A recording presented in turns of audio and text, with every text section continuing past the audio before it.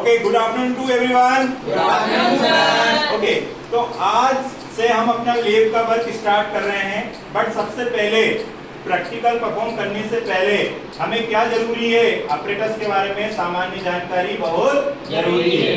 तो हमारा जो चैप्टर 3 कंप्लीट हो गया है and the name of chapter is what? Current electricity. हमने कर चुके हैं करंट इलेक्ट्रिसिटी। उसमें हमारा एक आया था नियम, जिसको हम बोलेंगे ओम का नियम। क्या बोलेंगे? ओम का नियम या ओम्स लॉ। तो जो ओम का नियम है उसके लिए हम ये एपरेटस के बारे में थोड़ी जानकारी ले लेते हैं। तो ये ओम के नियम का ये एपरेटस है या उपकरण है। इसमें देखिएगा एक डिवाइस यहाँ लगी है, एक डिवाइस यहाँ लगी है, एक डिवाइस यहाँ लगी है। दो डिवाइसेस हैं, एक है हमारी वोल्टमीटर जो कि विभवांतर मेजर करेगा और एक होगा अमीटर। क्या होगा? अमीटर। अब वो अमीटर मिली रेंज में होगा तो मिली एमीटर होगा, मिली रेंज में होगा तो क्या होगा? मिली एमीटर होगा, है ना। तो दोनों से हम देखेंगे धारा का मान और विभवांतर का मान। इसमें यहाँ पर एक आपको इरेजर जैसा रबर होती ना, हम पेंसिल से इरेज करने के लिए वैसी चीज दिखाई दे रही होंगी। ये लगा हुआ है, ये है प्रतिरोध। ये क्या है? प्रतिरोध। और इसका ही मान ज्ञात करेंगे। इसमें दो आपको पॉइंट दिख रहे होंगे, एक लाल कलर का दिख रहा होगा और एक ब्लैक कलर का। इसमें जो रेड कलर का है ये धनात्मक, अगर एक बैटरी हमें जोड़नी पड़ेगी, क्या जोड़नी पड़ेगी? बैटरी एलिमिनेटर हमें जोड़ना पड़ेगा। उसका धनात्मक के साथ धनात्मक और ऋणात्मक के साथ ऋणात्मक, तो वो हमें क्या देगा? वोल्टेज सप्लाई कर देगा इसमें। और फिर इसमें एक ये स्विच लगी हुई है, ये क्या लगी है? स्विच, जो रेगुलेटर का काम करेगी। किसका काम करेगी?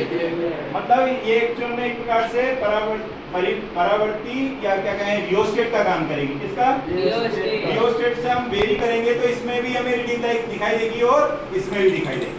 वो रीडिंग को हम क्या करेंगे? नोट करेंगे। रीडिंग को क्या करेंगे? नोट करेंगे कि V की रीडिंग क्या आई है और I की रीडिंग क्या आई है। ऐसे 3, 4, 5 रीडिंग हम लेंगे। कितनी लेंगे? 5 रीडिंग। उनको एक टेबल बनाएंगे उसमें, और V की रीडिंग, I की रीडिंग, और R बराबर क्या हुआ था? V/I। तो V का मान रखेंगे, I का मान रखेंगे, और एक कोई ना कोई वैल्यू आती जाएगी। और सारी वैल्यू का मान कैसा आना चाहिए? एक समान। तभी तो हमारा जो R का मान आएगा, जिसको हम प्रतिरोध बोल रहे हैं, वो क्या होगा? एक नियतांक होगा। अगर R अलग अलग आया मतलब नियतांक नहीं है, ये आएगा। ये हम हमारे नेक्स्ट क्लास में परफॉर्म करेंगे। तो इससे संबंधित कितने प्रैक्टिकल? एक प्रैक्टिकल और एक क्रियाकलाप। Means one practical and another is what? Activity. You understood everybody? Yes sir. Okay, एक बार स्टूडेंट को दिखा दीजिए।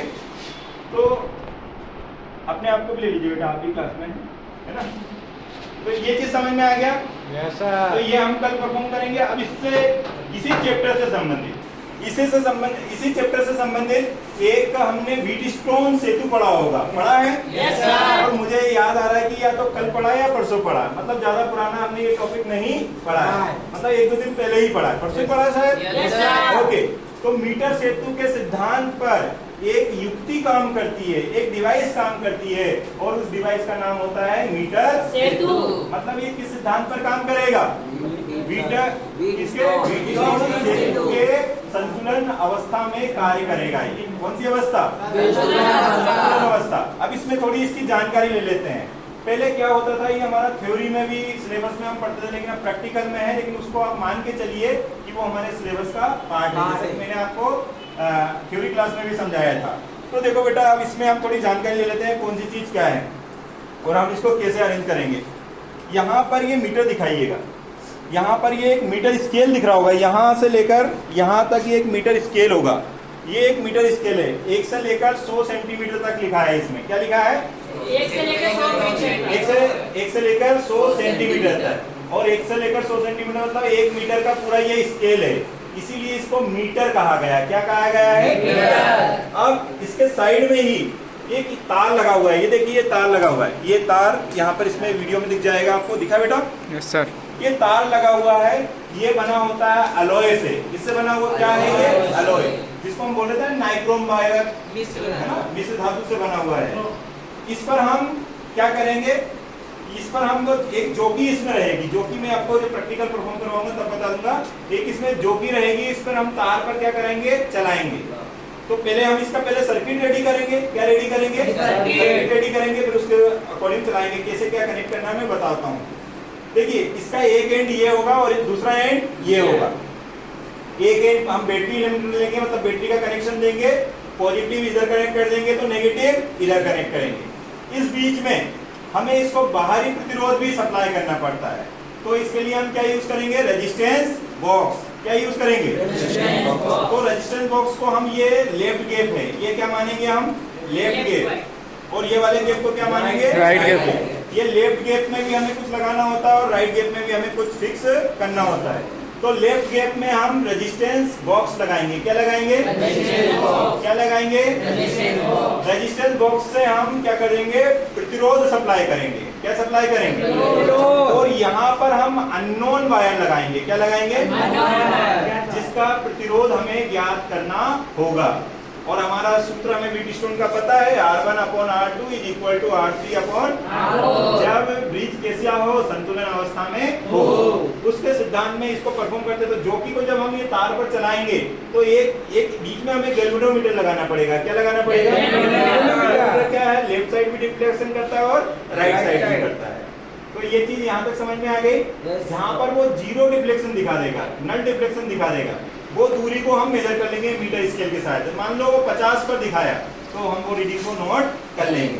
अगर वो जब हम परफॉर्म करेंगे तो रीडिंग के साथ बताऊंगा, थोड़ा सा होल्ड करिएगा बेटे। बोला था कि गैल्वेनोमीटर चाहिए हमें, क्या चाहिए, तो ये जो डिवाइस है ये है गैल्वेनोमीटर।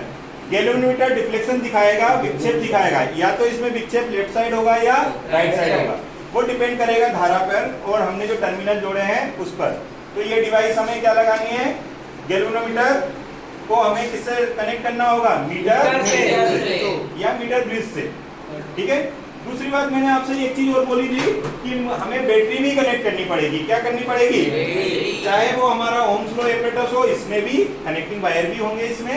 तो कनेक्टिंग वायर से ये पॉजिटिव से पॉजिटिव कनेक्ट करेंगे और नेगेटिव से नेगेटिव। ये ब्लैक कलर में दिख रहा है पॉइंट, ये नेगेटिव को रिप्रेजेंट करेगा और ये दूसरा वाला पॉजिटिव को। इसमें भी ऐसा ही होगा। और इसमें मैंने आपको बोला था ना, दो वायर, एक यहाँ कनेक्ट करेंगे और एक वायर यहाँ कहीं इसके एंड में कनेक्ट करेंगे। तो बैटरी इन्वर्टर भी समझ में आ गया होगा। इसके बाद में एक मैंने वायर का बोला था, अननोन वायर, जिसका हमें क्या कैलकुलेट करना होगा, प्रतिरोध। हमें क्या करना पड़ेगा, एक अननोन वायर जिसका हमें क्या करना पड़ेगा, प्रतिरोध। ये हमारा नाइक्रोम भी हो सकता है या कोई सा दूसरा अलॉय या मिश्र धातु हो सकती है। उसको हम दोनों गैप में लगा सकते हैं बेटा, या तो राइट गैप में या लेफ्ट गैप में। राइट गैप में या लेफ्ट गैप में, वो टेबल हमारी जैसी बनेगी उसके अकॉर्डिंग हम अरेंज कर सकते हैं। तो एक में हम अननोन वायर हो सकता है 50 सेंटीमीटर का लें, हो सकता है ज्यादा सेंटीमीटर का लें, वो हम पर डिपेंड करेगा, हम प्रैक्टिकल के अकॉर्डिंग करेंगे। दूसरा एक चीज और मैंने बताई थी, रेजिस्टेंस बॉक्स। देखिए इसमें ये रेजिस्टेंस बॉक्स है, ये क्या है, ये है रेजिस्टेंस बॉक्स। देखिएगा आप, ये रेजिस्टेंस बॉक्स। रेजिस्टेंस बॉक्स का जब हम इसको कनेक्ट कर लेंगे तो इसमें सब नंबर लिखे हैं, 500, 200, 200, 500, 200, 200, 100, 50, 20। लेकिन हमें कनेक्ट होने के बाद में मान लो मुझे सर्किट में 200 ओम रेजिस्टेंस अप्लाई करना है, कितना, 200। तो वहां के सामने की जो 200 लिखी है वो वाली कुंजी को हम बाहर निकाल लेंगे। तो सर्किट में कितना ओम सप्लाई हो जाएगा, 200। मान लो मुझे 200 मतलब 200 प्लस कुछ फाइंड करना है, मान लो 400 अप्लाई करना है, तो एक कुंजी को और निकाल लेंगे, कितना हो जाएगा सर्किट में, 400 ओम प्रतिरोध सप्लाई हो जाएगा।